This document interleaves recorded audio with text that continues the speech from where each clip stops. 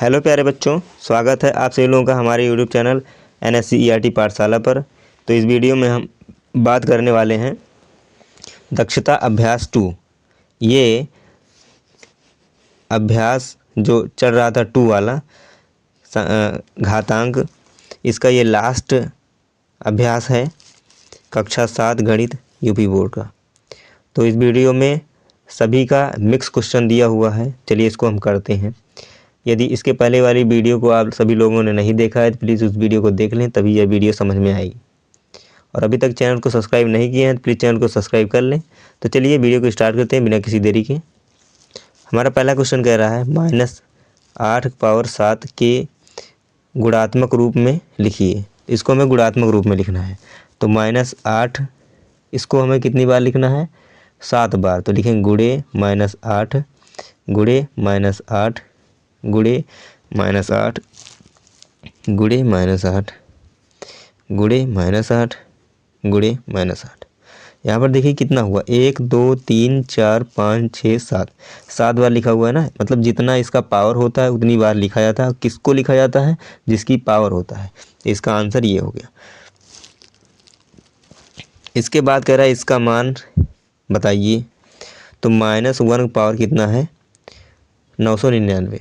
हमको पता है कि अगर ये पावर मतलब घात अगर सम है तो संख्या प्लस में होती है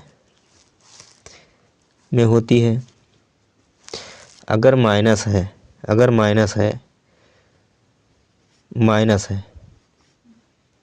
तो माइनस में होती है। हमको पता है कि 1 का कितना भी पावर कर दिया जाए वो हमेशा 1 ही रहेगा। लेकिन मैटर ये है कि इसका जो है -1 है, इसका पावर कितना है? विषम है। तो विषम है तो इसको हम बताए हैं, अगर ये विषम है मतलब विषम है, अगर ये मतलब विषम, अगर ये विषम है तो क्या होगा? ये निगेटिव में आ जाएगा। इसका आंसर क्या होगा? -1 इसका आंसर होगा। इसके बाद क्वेश्चन नंबर 3 पर आते हैं। 3⁻8 गुणे 3⁻12 का आधार 3 पर घात का संकेतन लिखिए। हमको पता है ये जो आधार होता है ये सेम है, इसके जो पावर होते हैं उनको जोड़ लिया जाता है। 3⁻8 गुणे 3⁻12 ये दोनों सेम है, तो इनको हम लिखेंगे 3 और इनको जोड़ लेंगे 8 + 12। 12 8 कितना हो जाएगा? 20। 3⁻20 हो गया।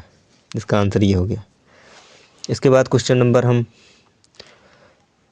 4 पर आते हैं। तो कह रहा है 9⁻7 भागे 9⁻3 का आधार 9 का घातीय संकेतन लिखिए। तो हमको पता है 9⁻7 को ऊपर लिखेंगे और ये जो भाग में है इसको हम लिखेंगे 9⁻3। तो इसको हम और आगे सॉल्व करेंगे। इसको लिख सकते हैं 9⁻3 गुणे 9⁻4 बटे 9⁻3। ये कट गया, ये बचा तो लिख देंगे इसको 9⁻4। ये इसका आंसर होगा। इसके बाद इसका मान होगा। हमको पता है कोई भी संख्या हो अगर उसका पावर क्या बता रहा है? 0, मतलब 5 में से 5 गया 0 तो 1 के बराबर होता है। ये 1 के बराबर होता है। इसको एक तरह से और समझ सकते हैं। जैसे मान लीजिए ये 8 पावर कितना है? 5 प्लस में है, ठीक है। और इसमें दिया हुआ है ये माइनस में है, मतलब एक गुणे में है और जो पावर है माइनस में है। तो हमको पता है कि ये जो है ऊपर है तो इसको ऊपर रहने तो प्लस में है।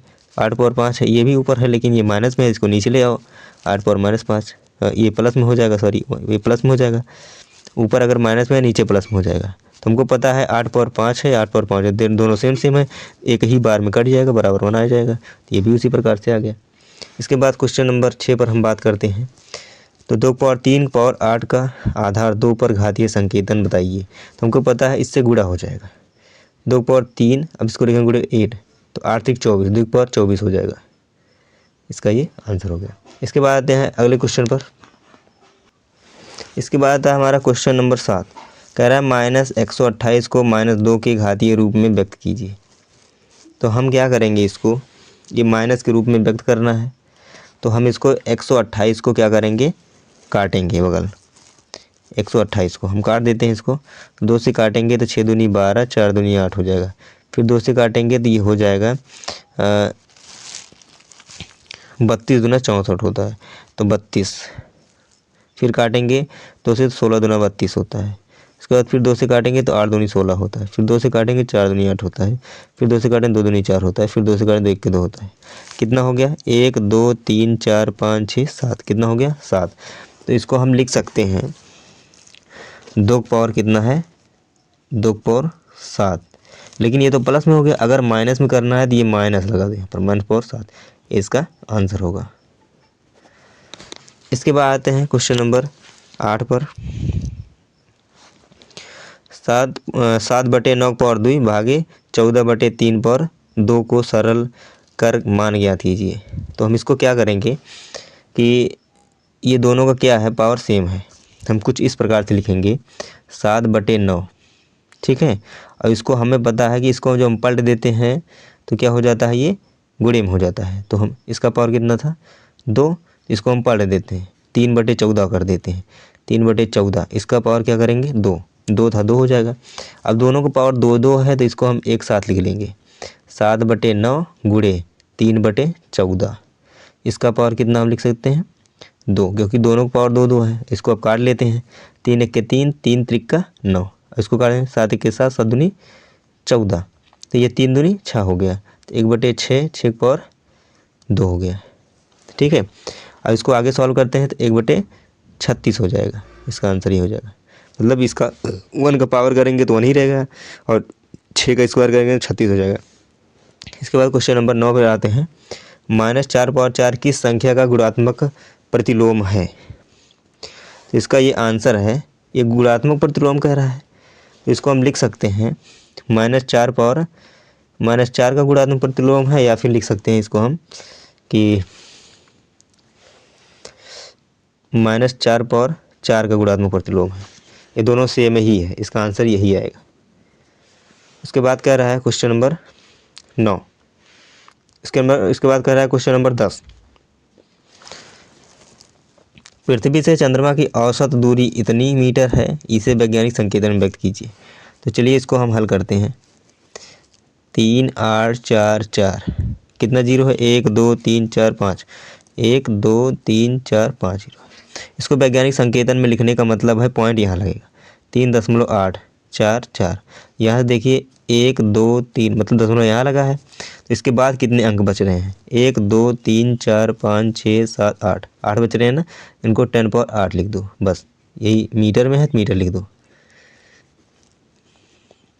इसका आंसर ये होगा। इसके बाद बात करते हैं 11 नंबर पर। तो प्रकाश की एक किरण द्वारा वर्ष में तय की गई दूरी इतना मीटर है, इसे वैज्ञानिक संकेतन में लिखिए। तो चलिए पहले हम इसको हल करते हैं, क्वेश्चन नंबर 11 को। तो 9 4 6 0 50 इतना हो गया। अब इसके बाद क्या है, कितने जीरो हैं? 1 2 3 4 5 6 7 8 9 10 11। तो 1 2 3, देखो यहाँ पर 1 2 3 4 5 6 7 8 9 10 11 है, 11 है ना। तो यहाँ पर लिखें 1 2 3 4 5 6 7 8 9 10 11, 11 हो गए। तो हमें इस वैज्ञानिक संकेतन रूप में लिखना है, तो मतलब पॉइंट यहाँ लगेगा। तो हम इसको लिखेंगे 9.4, ठीक है, 6 0 5। यहाँ पर देखिए 11, तो ये पूरा हो रहा है, ये हो जाएगा 12 13 14 15। इसको लिखेंगे 10⁻15। इसका आंसर ये होगा, और ये मीटर में है तो मीटर लिख देंगे। इसके बाद क्वेश्चन नंबर 12 पर आते हैं। 2⁻38 गुणे 5⁻32 का मान ज्ञात कीजिए तथा बताइए इसमें कुल कितने अंक हैं। तो चलिए इसको हम सॉल्व करते हैं। तो हमें पता है कि 2⁻38 और गुणे 5⁻32। अब यहाँ पर देखिए पावर क्या है, सेम नहीं है, और ये बेस क्या है, सेम नहीं है। तो इसको हम कुछ इस प्रकार से लिखते हैं, 2⁻32 गुणे 2⁻6, उसके बाद गुणे, क्योंकि 6 2 8 हो जाएगा, 38 हो जाएगा, और उसके बाद 5⁻32 लिख देंगे। अब देखिए इन दोनों का पावर सेम है, इनका पावर सेम नहीं, तो इसको एक साथ लिखेंगे। तो 2 गुणे 5, इसका पावर कितना हो जाएगा? 32, और एक गुणे में है, इसका 2 पावर 6 लिख देंगे। हमको पता है कि इसका मतलब क्या होता है। 2 पावर 6, 2 पावर 6 इसका मतलब होता है 64, क्योंकि हम लिख सकते हैं यहाँ पर, देखिए यहाँ पर 2 × 2 × 2 × 2 × 2 6 हो गया। ये होता है 2 पावर 6 का। 2 दूनी 4, 4 दूनी 8, 8 दूनी 16, 16 दूनी 32, 32 दूना 64 हो जाएगा। ये 64 कितना हो जाएगा, 64 गुणे 10 पावर 5 दूनी 10, मतलब 10 पावर 32 हो जाएगा। ये इसका आंसर हो जाएगा। लेकिन यहाँ पर अगर इसको हम वैज्ञानिक संकेतन रूप में व्यक्त करते हैं तो पॉइंट यहाँ पर लगेगा, तो 6.4। अब ये एक अंक बढ़ जाएगा, गुणे 10 पावर 33 मीटर में है, मीटर में नहीं है। तो इसका आंसर ये होगा। दोनों सही है, लेकिन ये वैज्ञानिक संकेतन के रूप में सही है। इसके बाद 13 नंबर पर आते हैं, क्वेश्चन नंबर 13 पर। तो 1 ग्राम दही में इकाई, दहाई, सैकड़ा, हज़ार, 10,000, लाख, 10 लाख, 10 लाख वायरस होते हैं। इसे वैज्ञानिक संकेतन में व्यक्त कीजिए। तो यहाँ पर हम लिख देते हैं 10 लाख। इसको हम वैज्ञानिक संकेतन के रूप में लिखते हैं, तो इसको लिखेंगे 1.0। अब देखिए यहाँ पर पॉइंट लगा है, तो 1 2 3 4 5 6, तो यहाँ पर लिखेंगे गुणे 10 पावर 6 इतने वायरस हो रहे हैं। ठीक है। इसके बाद आते हैं क्वेश्चन नंबर 14। क्वेश्चन नंबर 14 है, कह रहा है गांव के एक स्कूल में विश्व स्वच्छता दिवस पर बच्चों से हाथ धोने का अभ्यास कराया गया। प्रत्येक बच्चा हाथ धोने में 2 मिनट का समय लगाता है। यदि कक्षा में 64 बच्चे हों तो पूरी कक्षा के बच्चों को बारी बारी से हाथ धोने में लगे समय को घातांक में व्यक्त कीजिए। हमको पता है कि ये कितने बच्चे हैं, कुल बच्चे कितने हैं, कुल बच्चे 64 बच्चे हैं। समय कितना लग रहा है, तो समय लग रहा है 2 मिनट। तो हम क्या करेंगे, 64 गुणे 2 कर देंगे, तो हो जाएगा ये 64 दूना 128 हो जाएगा। और इसके पहले हमने लिखा था 128 को किसके रूप में, घातांक के रूप में, तो घातांक में लिखेंगे 2 पावर 7। यही इसका आंसर हो जाएगा। इसके बाद क्वेश्चन नंबर 15 पर आते हैं।